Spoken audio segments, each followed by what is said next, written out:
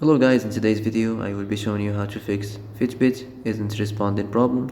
So the answer is easy, just go to the settings and then scroll down to the app section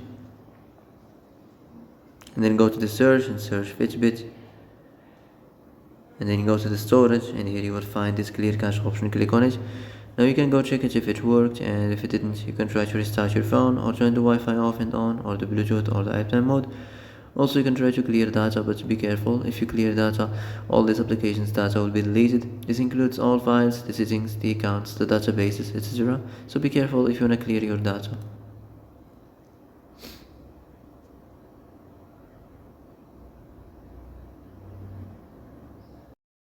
And that's it for today's video. I hope this is the answer you've been looking for.